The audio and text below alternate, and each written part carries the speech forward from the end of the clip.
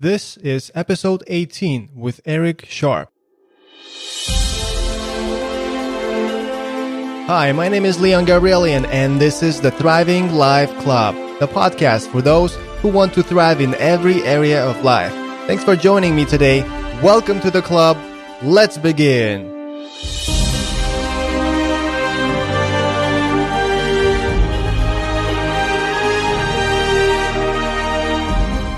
Welcome back to the club, champion. Our today's guest is Eric Sharp. You're an actor. You played in Liar, Liar with Jim Carrey. Yeah. You played in Malcolm X with Denzel Washington, among many other movies. You're a comedian, you're a showman, magician. You organize your famous Sharp on Magic and murder mystery shows in Hollywood, California. And you also have a vlog on YouTube called Living It Up, the Happiness Vlog. And welcome to the Thriving Life Club, Eric. Hey, thank you so much, Leon. It's so great to be here. Instead of saying welcome to the Thriving Life Club, I wanted to say welcome to the Mutual Admiration Society. Terrific. I love that. I saw it in one of your videos in your vlog, which are excellent. You're just natural at entertaining. Well, I really love the podcasting, and I love YouTube for vlogging. I think it's such a great way to connect to people. And I do love to, I love to talk, and I love to talk about things that spark wonder and joy and curiosity and bring us together. So I avoid things like politics and religion on my own show, but I do talk about spirituality and about good life habits, things that we can all kind of latch onto through whatever lens we view the world. Same here. I try to avoid politics, religion, sports, and you're 51 years old, right? I'm 50 wonderful, I think. 50 wonderful. There you go. And this combination of you being you this naturally entertaining and the showman, the magician, and YouTube and the social media is just perfect. I love it. How do you stay up to date, and how are you able to? How do I have my finger on the pulse, you mean? How do I? Well, I think that's a choice.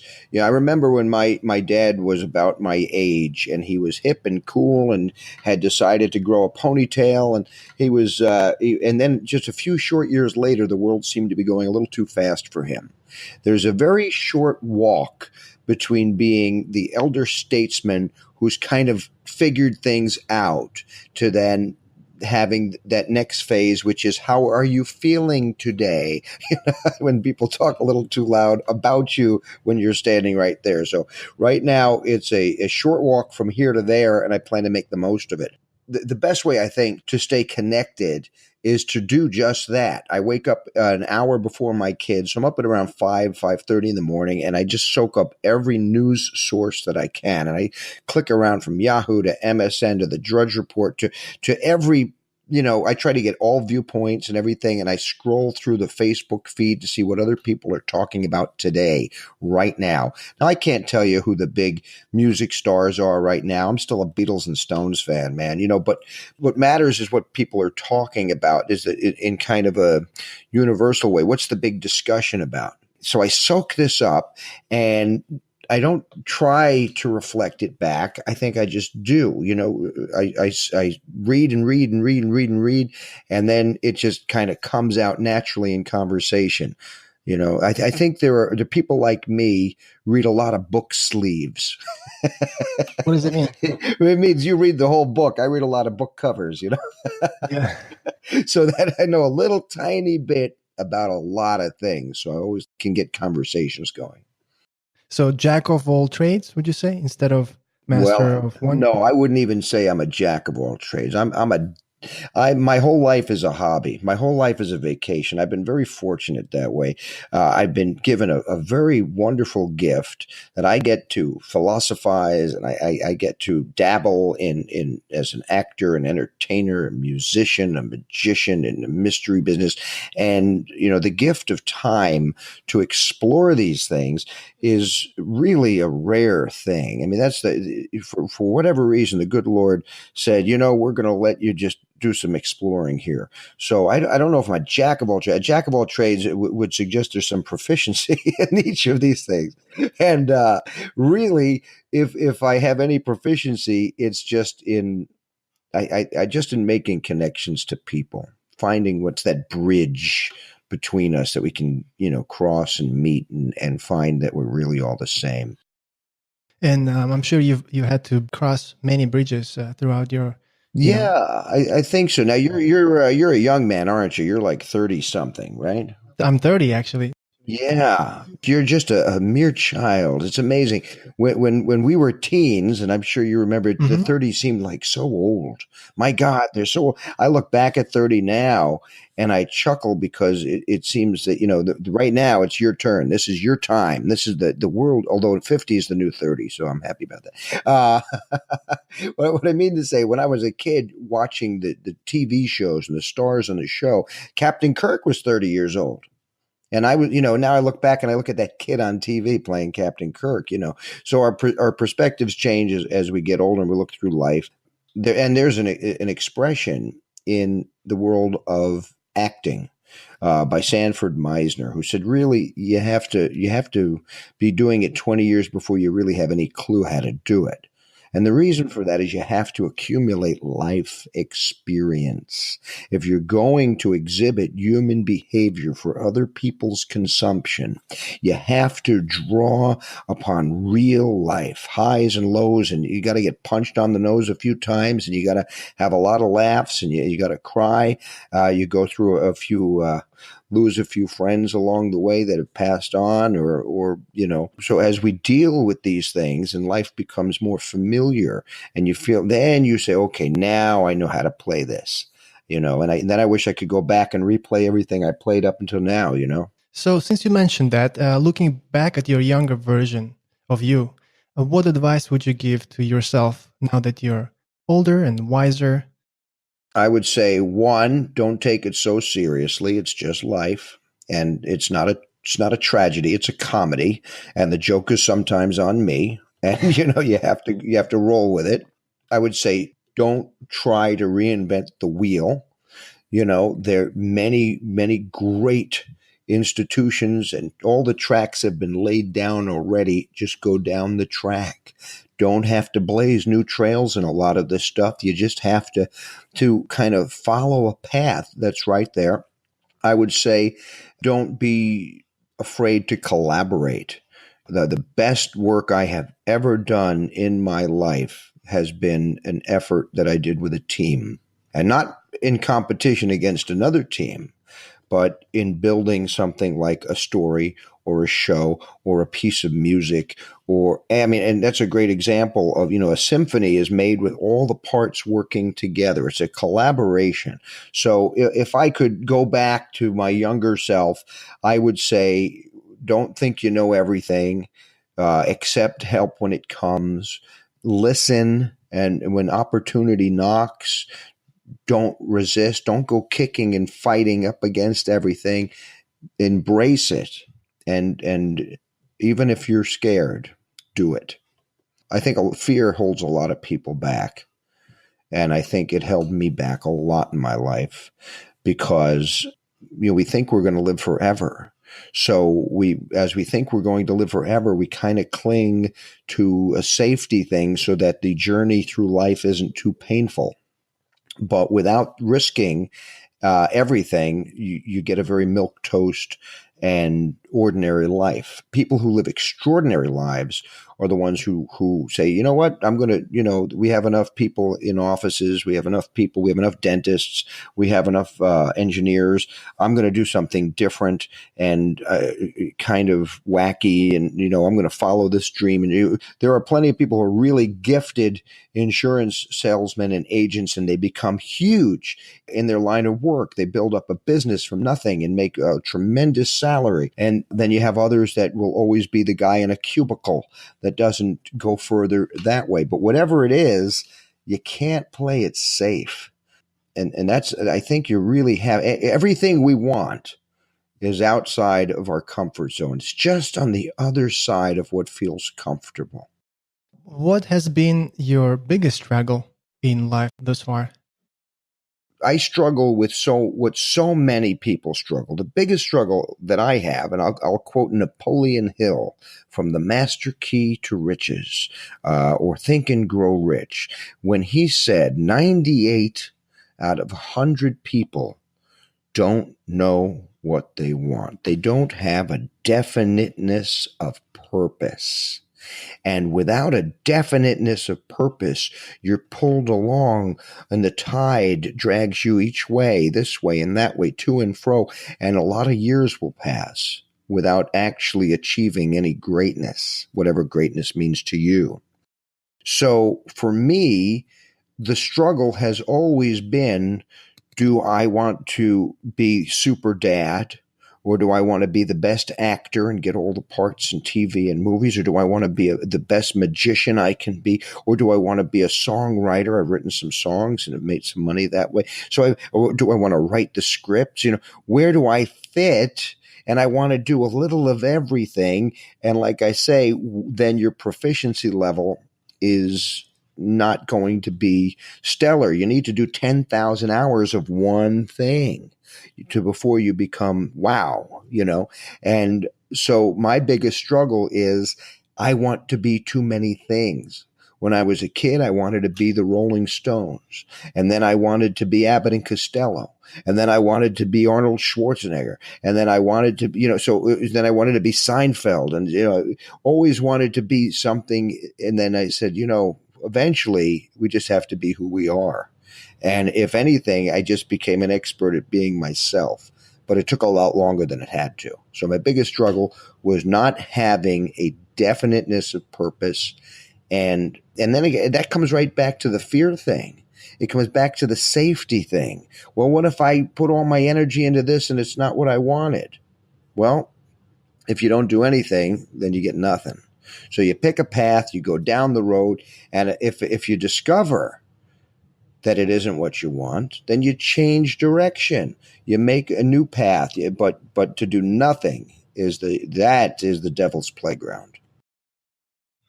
So what I hear is, let's summarize, how were you able to overcome the struggle that you had? Well, I think acceptance, surrender and acceptance were my keys, because I realized and I'll tell you a fun John Lennon quote from the Beatles. And when he was a boy, his teacher asked him, "What do you want to be when you grow up?" And he said, "Happy." And she said, "I don't think you understand the question." And he said, "I don't think you understand life."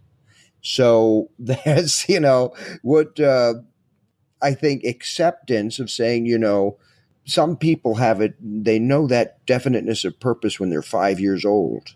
I know a very talented actor and entertainer who was 5 years old when his father took him to see a play. And he said, "I want to do that, Dad." And his father, having no idea about show business or anything about show business, said, "Okay, if that's what you want, we'll explore that." And he took him to acting lessons, and they got him an agent, and he started working right away. This kid's life was destined to be what it was, and he knew it right away. And he's very fortunate. Like I say, most people don't know that. So how do you overcome that struggle if you don't know? If you're one of these people that can't pick a major in life? Well, I think you have to have some level of acceptance and say, well, I am what I am. I want to be the guy who explores. I'm a Renaissance man like Franklin. I want to have a little of this and a little of that. So, and then over the time, you narrow focus. There's a power of the word no. The word no has so much power, because as you start saying, I don't know what I want, but I know what I don't want. I know I don't want to go out and get loaded tonight, because tomorrow morning I want to be here and wake up with my kids and feed them breakfast and get them ready for school. So I'm not going to go to the bar and get loaded. So you start saying, okay, I know what I want. I have a path. So eventually you can narrow down life. And I have mine narrowed down now to 4 categories: father, husband, entertainer, and mason. These are 4 places where I have found meaning in my life, and it enriches me. As a father, I want to watch my kids grow up happy and healthy, and so that's a priority. And then as a husband, I want a happy wife, happy life. She's my partner. She's my lover. She's my friend. We're going to go through this adventure together and raise these children together. As an entertainer, I stopped saying I have to get that sitcom. I have to get that movie. I have to get that part. I stopped saying all of that, and I just said, how can I be useful to my audiences? How can I enrich people's lives today using the God-given talents that I do possess? I'm good at hopefully communicating to people. Maybe I can make them laugh. Maybe I can show them some of my magic and have them rediscover a sense of wonder in the universe. So it is about being useful. And I learned that from my fourth category, which is the Masons. And I love being a Mason, and I'm a member of many Masonic organizations. And I encourage anyone who's struggling with where they fit, find some fellowship, whether it's in your church, whether it's in your PTA at the school, whether it's in a fraternity like the Masons or the Lions or any of these, the Elks, or whatever suits your proclivities. Find fellowship, find a place where you can connect and be part of something bigger than you. And then these men and these women will inspire you. And one of my greatest mottos in life is let inspiration move us to action. So we breathe in and we receive that inspiration from deity and from our fellow human beings and from all around us. We breathe that in, and as we breathe it out, we give, and we're of service, and we share what's in us with everybody else. And that, to me, is this beautiful dance of nature, and it's got that law of rhythm. We breathe in and we breathe out, we receive and we give. And that is what helped me overcome the struggle. And I learned, hey, it's time to really experience this life, rather than just try and fit into something. And the other thing is this, I'll say, is it's okay to make every day a new thing. If you wake up tomorrow and all of a sudden your definiteness of purpose isn't what it was today, that's okay. Follow your bliss and listen to your heart, and that'll take you where you need to go. I've been called a Renaissance man. Also, I've also experienced that being a Renaissance man has some difficulty in monetizing or creating a business out of it. So that's very true. How did you deal with that? Well, I think wealth is a state of mind, and there are societal pressures that tell us, oh, you need to earn 6 or 7 figures or whatever, and you have to drive a Lexus or a BMW, and you have to wear $1,500 suits, and then you'll be acceptable. And if the women have to say, well, if they only use this hair dye, then they'll be okay. If they only use this particular shade of lipstick, then they'll be acceptable in the world somehow. And, I think wealth is a state of mind. Today I took my kids to the park. The park was free, and they rode their bikes up and down, and the sunshine was free, and I soaked it up. I think we spent $20 on ice creams and, corn on the cob vendors or whatever it was, but really nothing. A wonderful, fun day in the sun that enriched our lives more than had we gone and thrown around a lot of money. So, first of all, I think to be a successful Renaissance man, which is often called an entrepreneur today, to be successful at that, you have to redefine what it is to be wealthy. To you, what is success to me? Some people live a very happy, healthy, wealthy life on $30,000 or $40,000 a year. That's enough for them because their needs are small. They don't have this big need to be garish and throw around. They're not finding wealth in material things. They're finding wealth in time and exploring and soaking up love and life and sharing and doing things like what we're doing right now, having this terrific podcast. So defining what success is to each person, that's a very personal thing.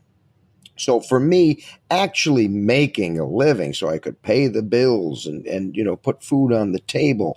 Before I married Nora, I was at a low point. Well, I had been at a low point in my life for a long time. I had several years, I struggled with some addictions and alcohol, the Hollywood tragedy, right? And I got what they call clean and sober in 2004, on February 14th, 2004. So just about 14, over 14 years ago now, with sobriety. And in that time, I examined my life, and I moved into a tiny studio apartment on Van Noen and Van Nuys, this little 150 square foot room, basically, with a kitchen and a bed and a toilet. That was it. And I built a little business where I could make a living and still be a performer. And I started Sharpo Entertainment Productions. And that little, I was driving a 1988 Honda with manual window rollers and no air conditioning and a steering wheel that was always about to fall off. And I started performing at kids' parties, and I started producing my murder mystery show. And I just rolled up my sleeves, and I said, okay, how do I do this? And I got on the phone, and I would go on the internet, and I'd find companies and look for who to talk to. And I say, who handles the entertainment for your company party? So I didn't have any money, but I had a lot of time. And I said, I'm just going to give a week just hammering the phones every day. If I could go telemarket for somebody else, I can telemarket for myself. So if I went and did this for, somebody selling vacation property or whatever, it'd be 40 hours this week and maybe take home $300 or whatever.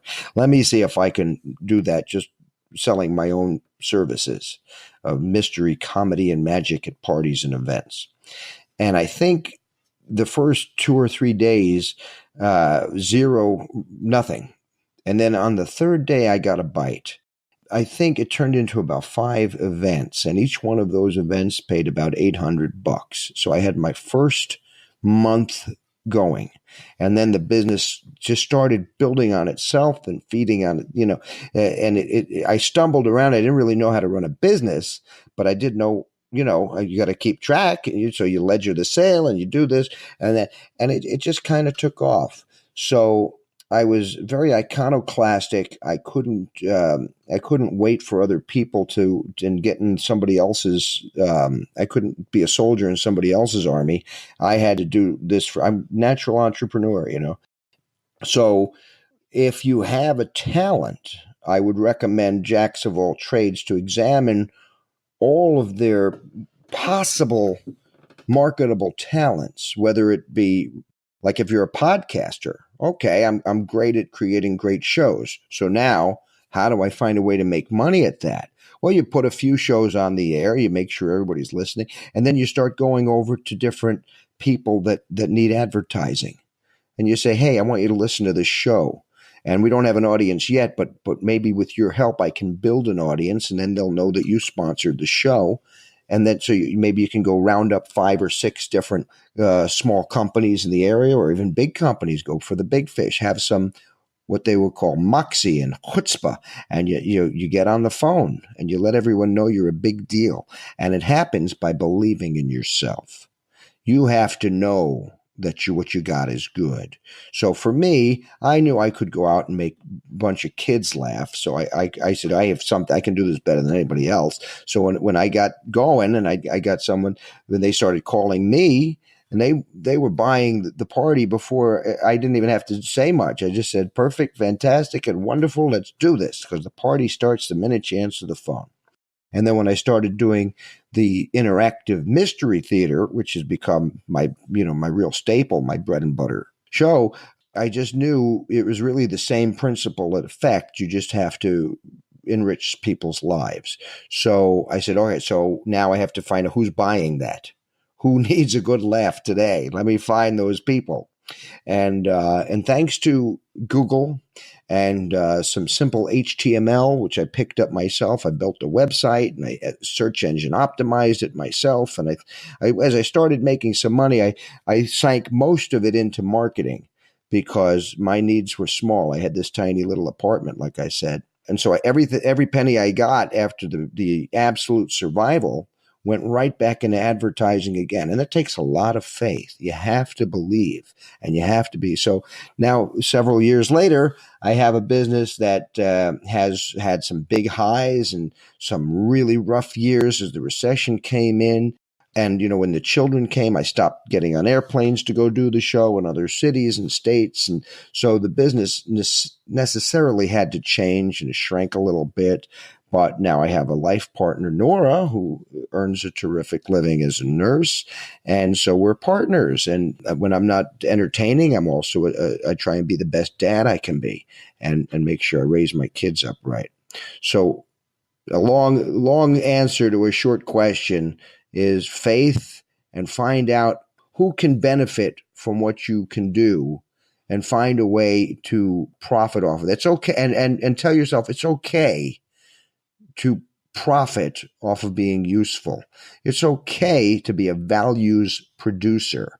And if you produce value for other people, you cannot help but become enriched. Very smart of you. Naturally, you did the right things. As an entrepreneur, you picked one of your trades. As a jack of all trades, you picked one and then just went with it. That's very inspiring. Well, it's funny because there's still this tug. I have a great Hollywood agent. She's saying, "Oh, you need new headshots, and we've got to get you in here, and you're so good." And I can't wait. I'd love to. But the other problem is you get into a place where you just are who you are. And I go, I've got a really great life. I enjoy my work. I enjoy my family. I enjoy my fraternity. So where will I fit in this super success if it comes, But then you're being comfortable then, right? That's the other danger, is getting too comfortable. Complacency, then you stop growing. There's an old Japanese saying I read in, I think it was the 22 Immutable Laws of Marketing. Great book, by the way. But I believe they said there's this theory of the retarding lead. Number one will never stay number one for long because number two tries harder. Remember Hertz and Avis. Hertz rental car was they were number one.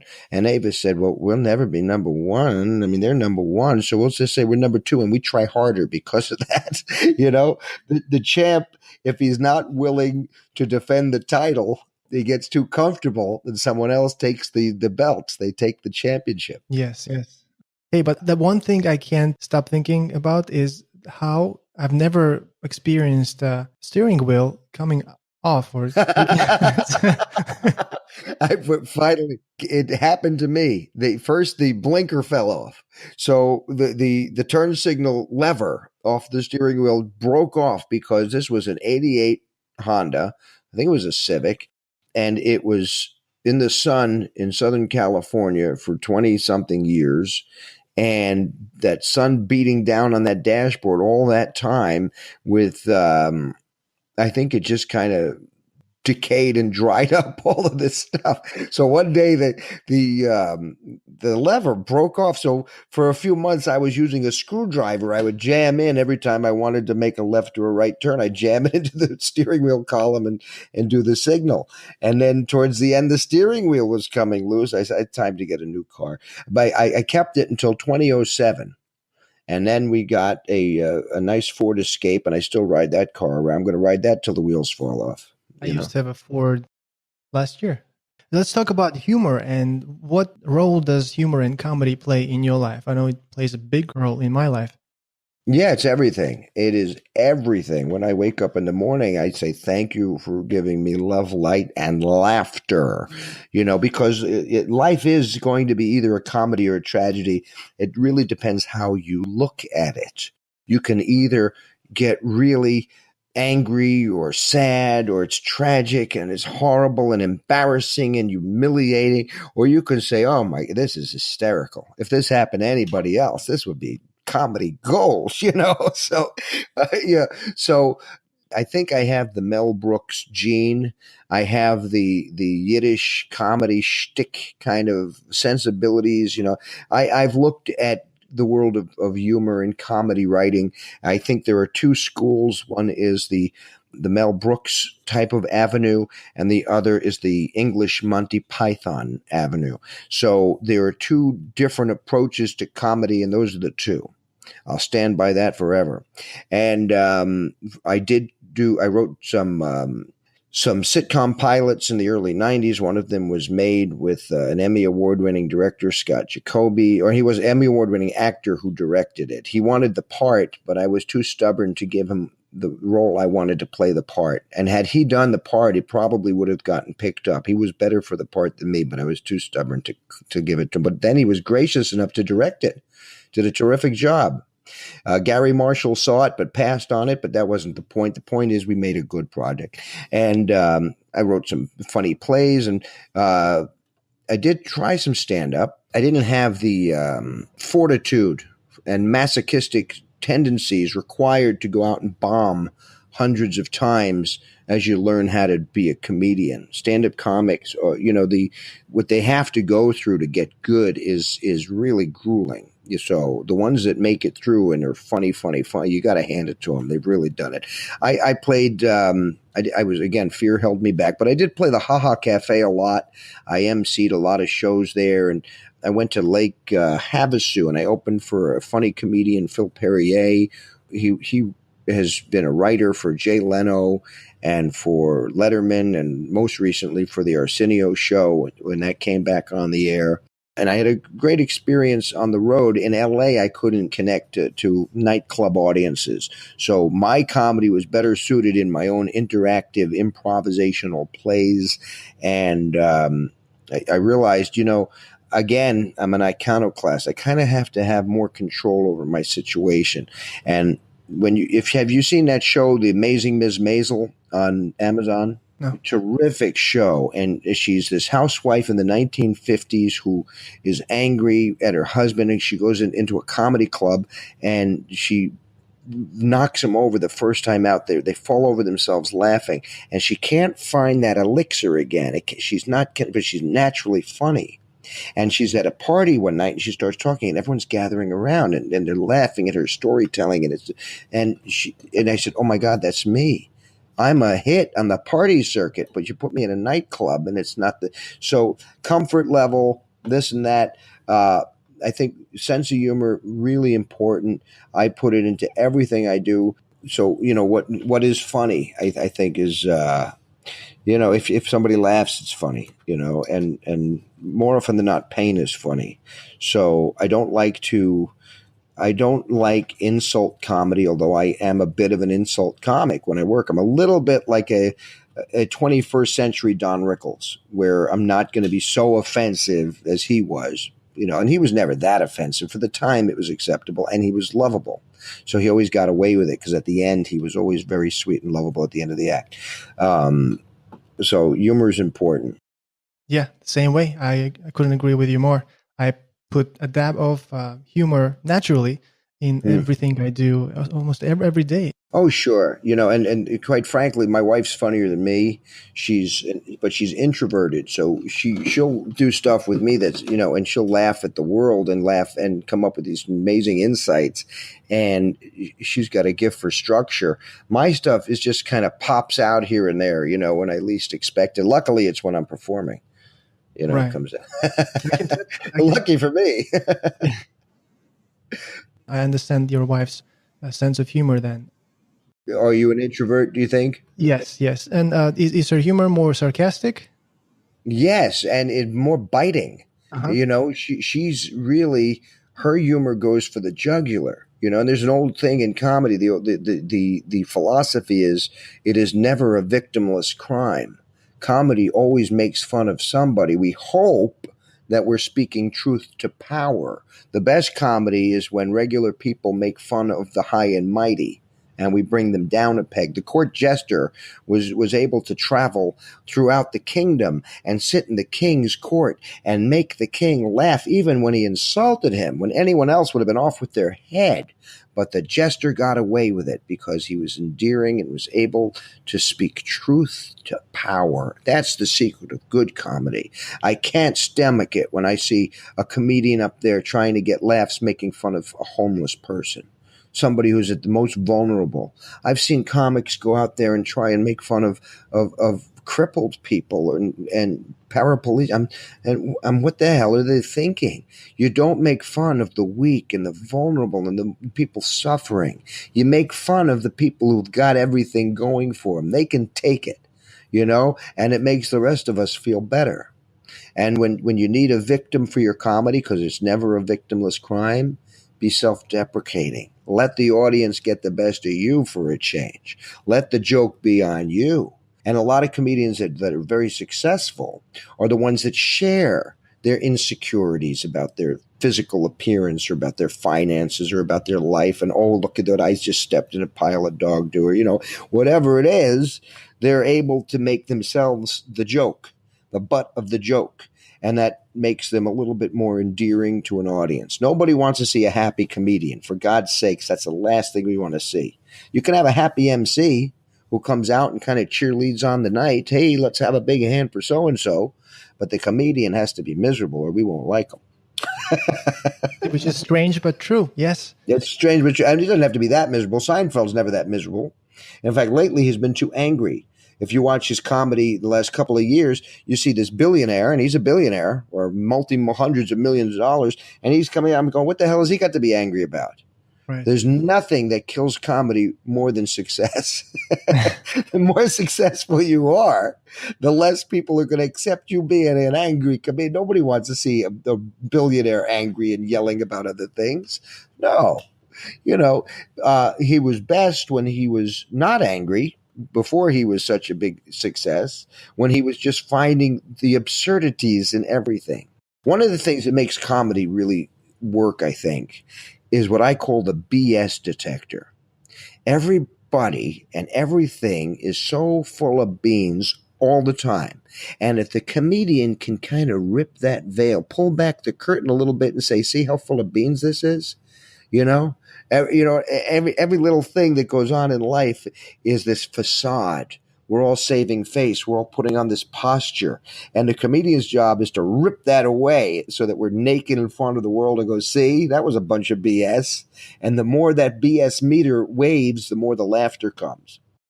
Exactly. It reminds me of a clown. Most clowns' faces are painted sad. I've always said this, that in order for someone to be funny and create funny jokes, that person needs to be really a serious person. Yeah. Like deeply serious. And then comedy comes different level.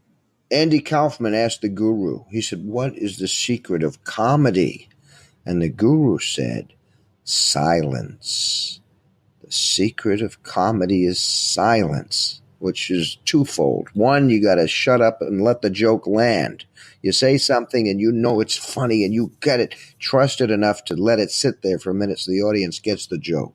It's a conversation and you're doing all the talking, but if you want them to listen, you got to be silent once in a while when it's time for them to laugh. Then they'll let it land on them.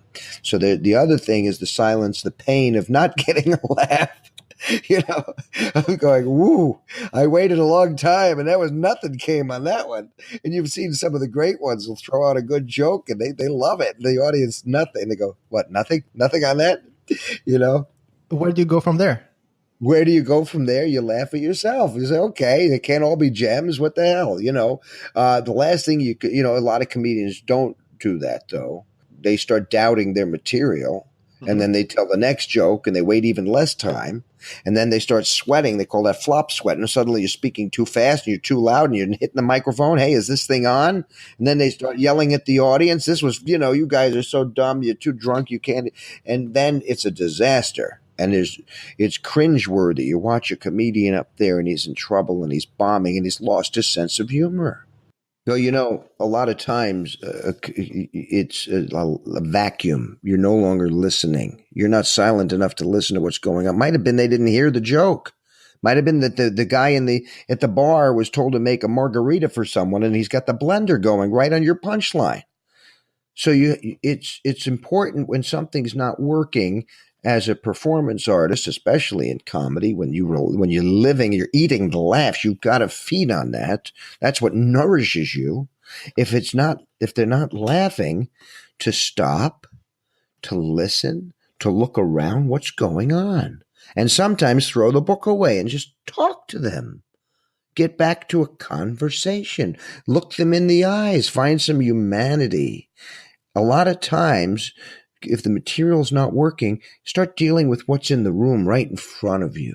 That's why I brought up Rickles, because that's what he was so great at.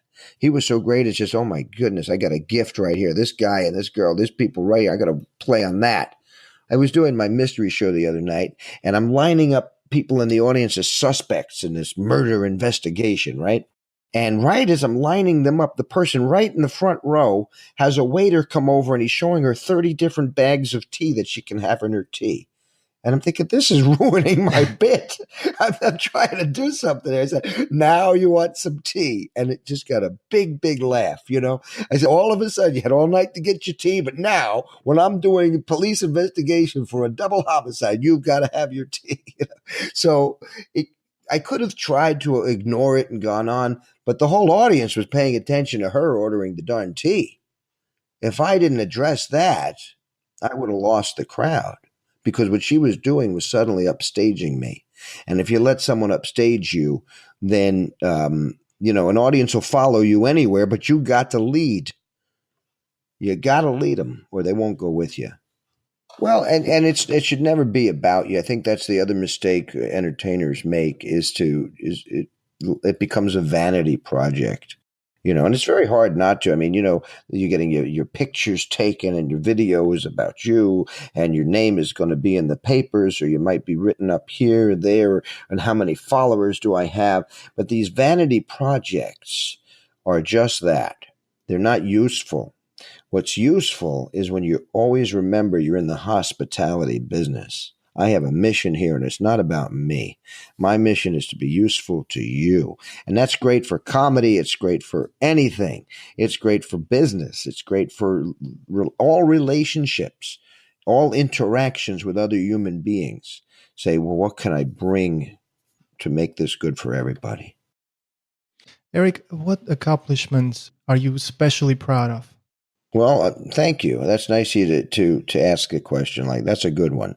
My children first. I think that I don't care how successful a person is in life, if you have happy, healthy children that you can hopefully raise with great values, and you can improve the world. And seeing my kids and hearing them laugh and seeing them grow and become actualized people and just expanding their knowledge and their love, I say, wow, that's my biggest achievement is I'm a good dad. I'm not a great dad. I spend too much time looking at Facebook when they're going, dad, dad, dad, dad. Yes, dad, dad, dad. I could be a better dad, but I'm a good dad. I'm proud of being a father. I'm very proud of conquering the addictions, and that every day sober is another day of success for me, that I wake up and I say, wow, I did not succumb to that temptation today. I practiced temperance again today. I'm very proud to have built a business up from nothing that has enriched a lot of lives. It's helped me pay my mortgage. It's helped put my kids through school. It's just, that I was able to do that. I'm very grateful and happy that I joined the Masons and that I went through the officer's line and I became the master of the lodge. Then it was time to roll up my sleeves and see what kind of impact that we could have in our community, and that these men trusted me to govern and preside for a year as the master. That was a huge accomplishment. Becoming a Shriner, that's been a big accomplishment for me and another opportunity to be part of something bigger than myself. I'm proud that I've made great friends over the years and that overall the years that I've stayed in touch with so many of them. I'm proud that even though I've messed up a lot of things in my life and I've left a lot of wreckage in my life and I've created I was a bit of a scoundrel as a youth, that I was able to turn that around. I'm very grateful and proud that I have a relationship with the all one universal God, that I have this living God, and that I'm open to receiving this love and light and then sharing it with others. I am proud that I've gotten some small parts in the big movies with some big stars, some of the biggest stars in the world.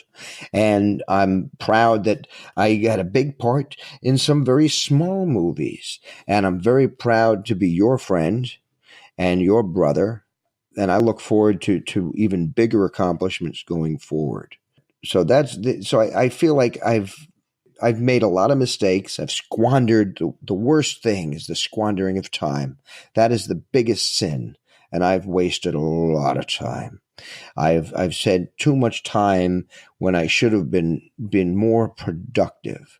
But on the other hand, I did get a chance to contemplate life and hopefully use what I'm learning to become better at sound reasoning and practice temperance and fortitude and make prudent decisions and hopefully contribute to the good order and peace of society.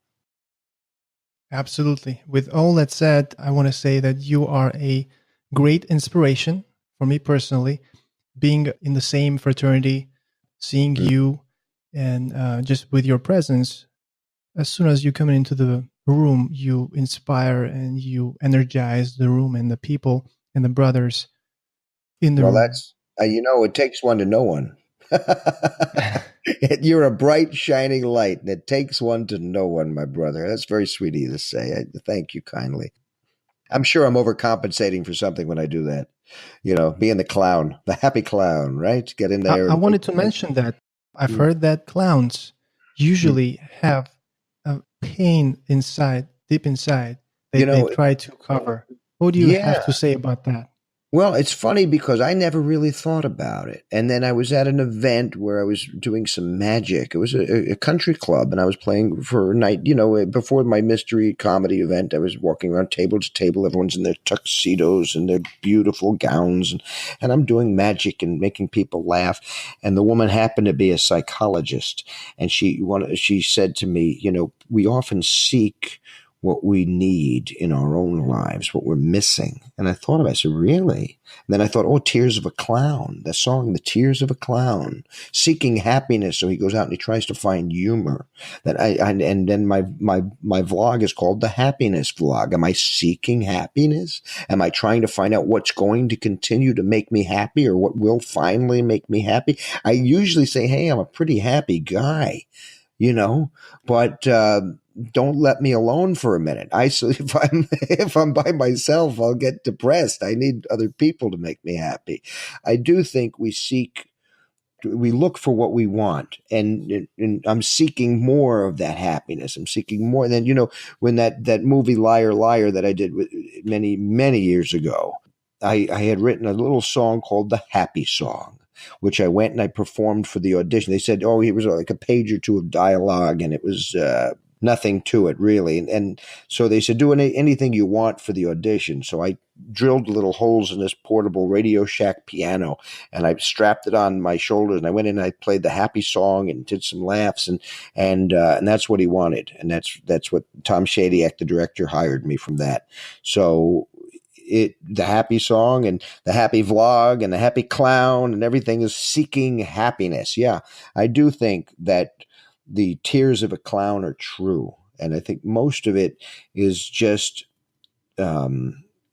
idle hands, being alone with your own thoughts. That can be a little dangerous. I say, get outside, get some sunshine, make a connection to somebody. That usually fixes me right up. So, what is the meaning of life according to Eric Sharp? Well, I'm sorry, that's going to cost a few bucks. You put some money in the meter, won't you? Well, the meaning of life is Yes, according to you.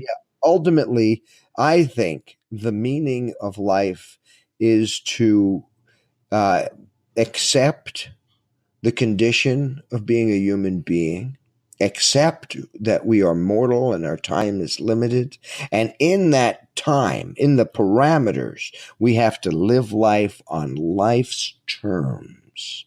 Life's terms. We can't try and be superpowers. We can't try and cheat death. We have to accept the cycle of life. We have to accept ourselves, and we have to try to overcome the arrogance and pride and jealousy and fear and worry and all the things that trap human beings in misery, those things that govern us, the fear of old age, the fear of sickness, the fear of poverty, the fear of loss of love, the fear of criticism, the fear of ridicule, the fear of whatever, the fear of the paranormal unknown, the fear of the devil, whatever is your fears.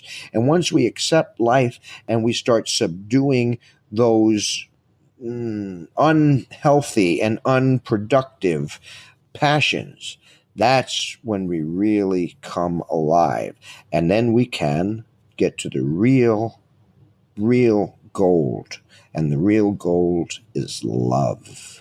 We have to be able, and a lot of times, if we don't accept ourselves and accept the conditions of this, of the game of life, what we're playing, what we're doing, the experience of it, if we can't accept this on its own terms, then we really can't love fully. But once you can do that, once you can smash that ego, smash it to smithereens, kill that ego now while you're alive, then you don't have to wait till you're dead to do it.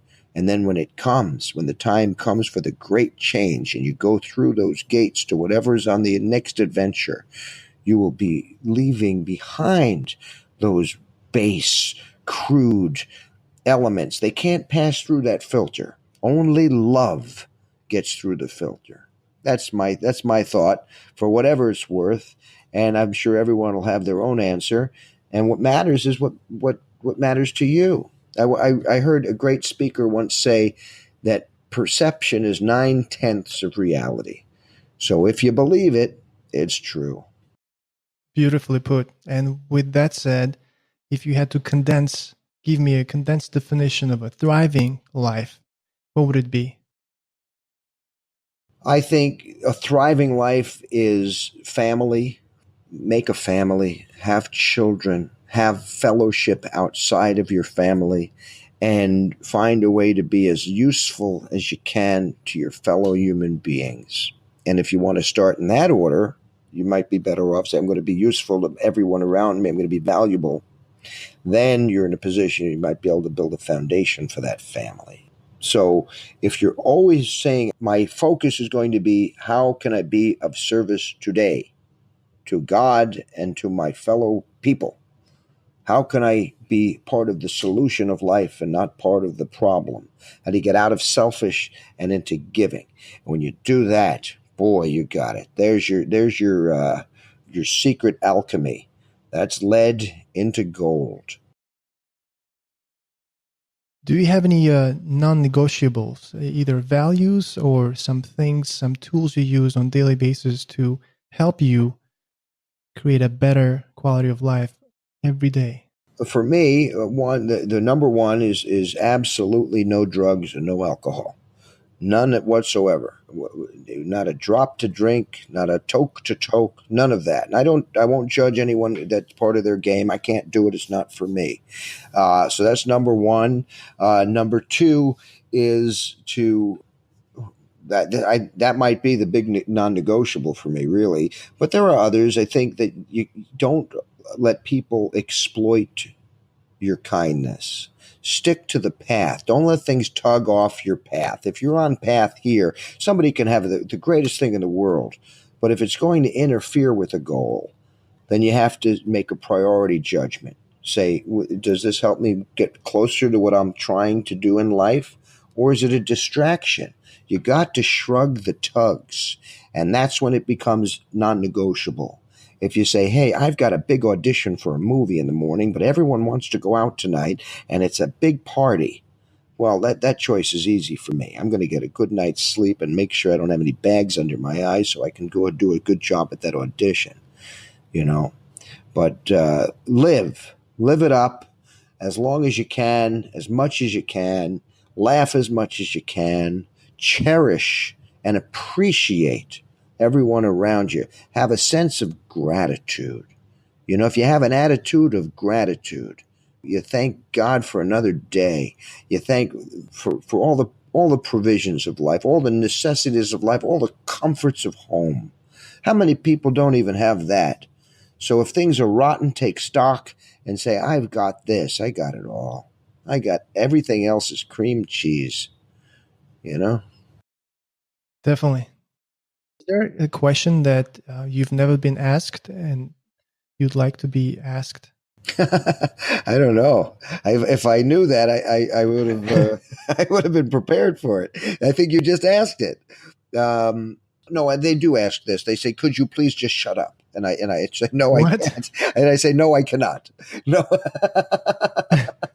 I'm kidding. By the way, I do want to say real quick, a lot of my philosophy that I've shared with you today are directly out of Napoleon Hill's books and Norman Vincent Peale's books and Manly P. Hall's books and out of Marshall Sylver's Passion, Profit, and Power cassette tapes. I soak up this. I truly believe all of it. And I think that a lot of people, they may be a little too cool for school. I say, get over yourself. Don't be tragically hip and fatally cool, and examine some of these things. They really do work. The Master Key to Riches or Think and Grow Rich. Those are great ones. I also like some deep, heavy occult type stuff like the Kybalion, which talks about the 7 Hermetic principles. I think they're worth further study. And the 4 Agreements. I can't even remember the guy's name. The ancient Toltec wisdom. Be impeccable with your word. Do your best. Make no assumptions. Take nothing personally. And for entrepreneurs especially, read the 22 Immutable Laws of Marketing. Really a short but very valuable read. Really valuable. And a lot of that stuff's public domain now. And there's a lot of audio on YouTube and probably on a lot of podcasts too, where you can just listen to the book as you're folding your laundry or you're doing whatever you're going to do, wash your dishes while you feed your head some good stuff. Nature abhors a vacuum, right? Yes. So if you fill your head with good thinking, then it's full, and there's no room for negative thinking. So you have to say, oh, I'm going to fill up with this good stuff. Nature abhors a vacuum. That's a scientific principle. The question of the day. Okay. Is there such a thing as too much good thinking?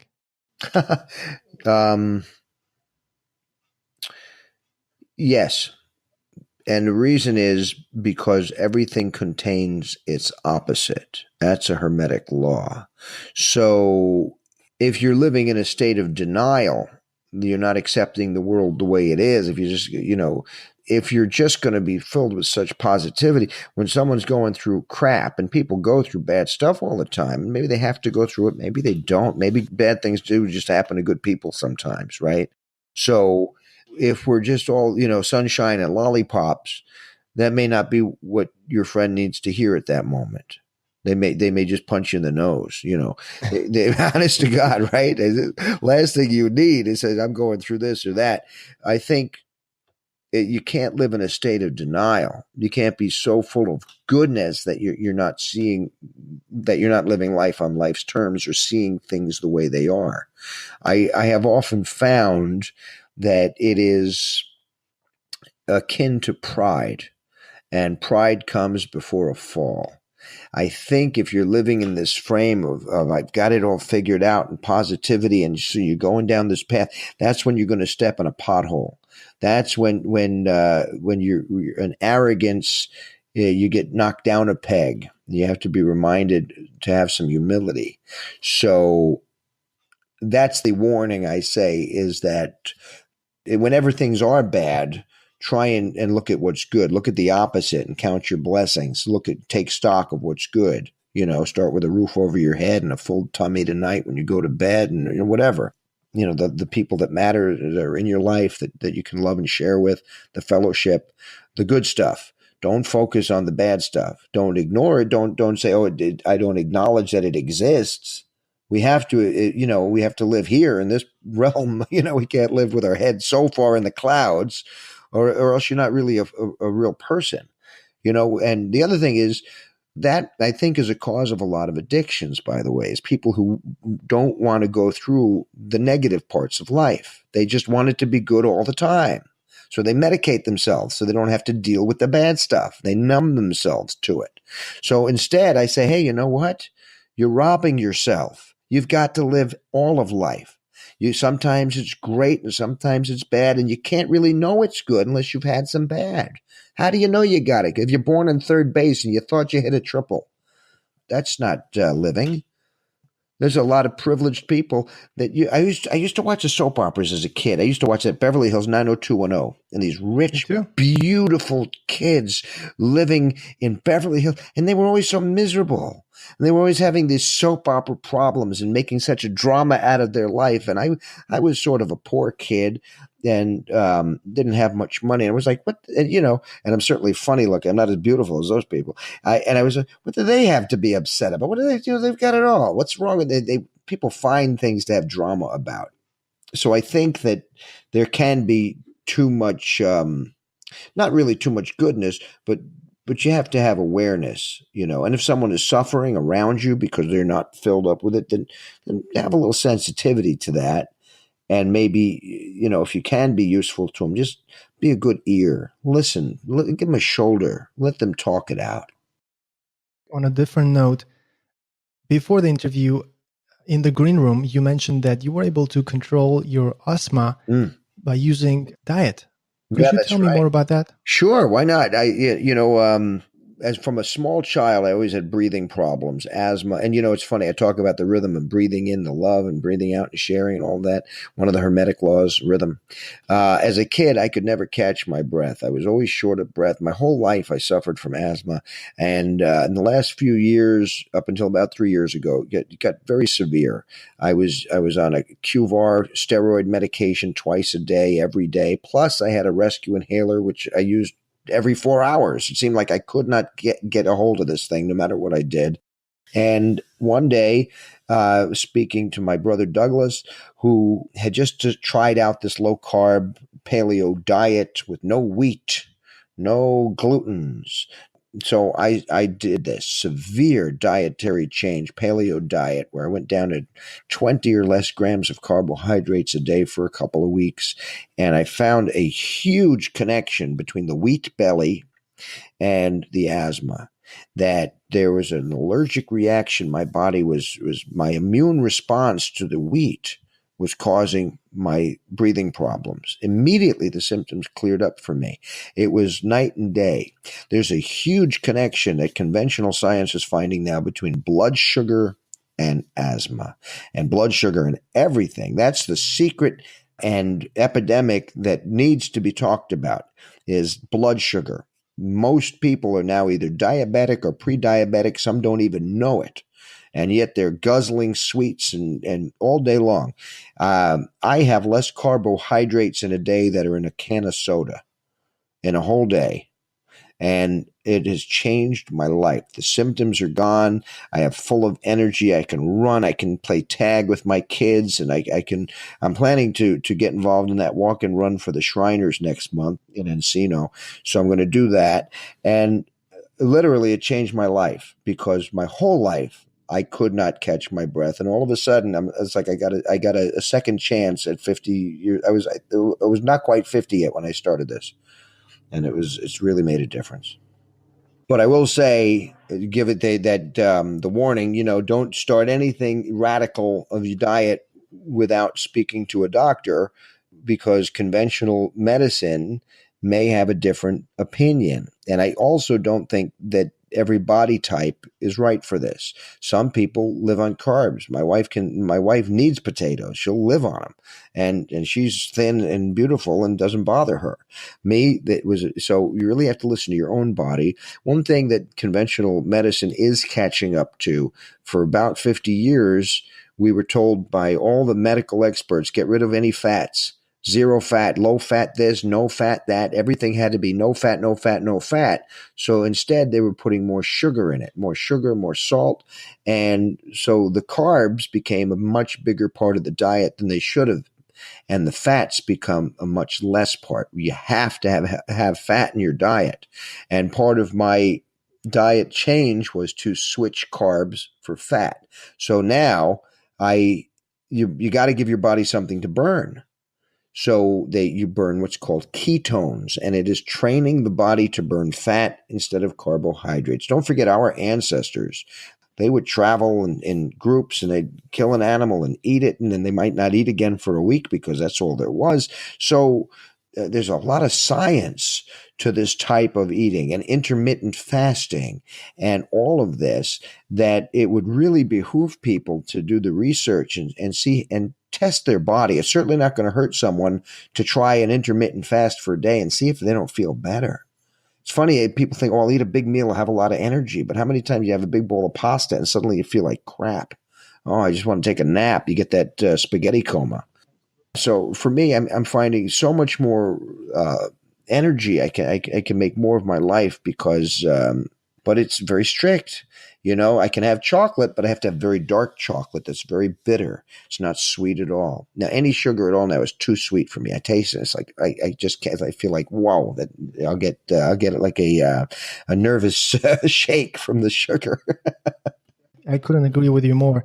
And this is one of the topics that I'm very passionate in.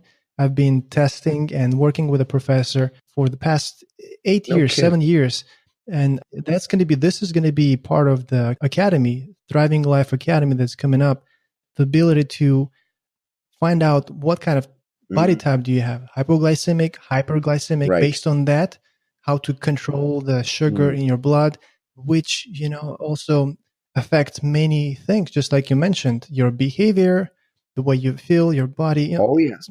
It affects so many sugar things. So we're can going to cover affect that. your mood. It can cause severe depression. It can cause irrational thinking. If you say, what was wrong with me that I made such bad decisions in my life? Could it really be as simple as changing what you eat? And I say yes. So I applaud you for this research, and I can't wait to see it, and I hope to follow it very closely, because I am a believer. I did in a quiet time, as part of my Renaissance man desires, I became a certified life coach and a certified health coach. And as a certified health coach, I would be in severe violation of ethics to prescribe any of these practices without first consulting with a physician. Some of them are on board with this science now in a big way. People are finding they're able to reverse diabetes and eradicate it just by doing this diet. So, and others, and I'm at 50 wonderful. I'm thin. I've got muscles. I've got plenty of testosterone for all those romantic evenings, and it's good. It's really a life changer. So if you're not feeling all you can be in life, or you're sluggish and just not, or you don't feel good about yourself, try changing your diet. Try one thing tomorrow. Say, maybe tomorrow I just won't have any candy and any processed sugar. And if that's the one change you make, you'll be improving your life dramatically. Definitely. And I'm nodding Right? the whole time. I'm nodding right now. I'm agreeing. It's Yes. so hard And not to have that cupcake, though, isn't it? For me, it's not hard Well, anymore. I watch people have their dessert, and and if you're going to have the dessert, have it. Enjoy every morsel, because if you made the decision to eat that cupcake, do you owe it to the cupcake maker to enjoy it? Yeah, the carbohydrates are actually an addiction. And it's not even you that's addicted to it. It's the bacteria in your gut is addicted to it, and it creates a craving. It's a symbiotic relationship.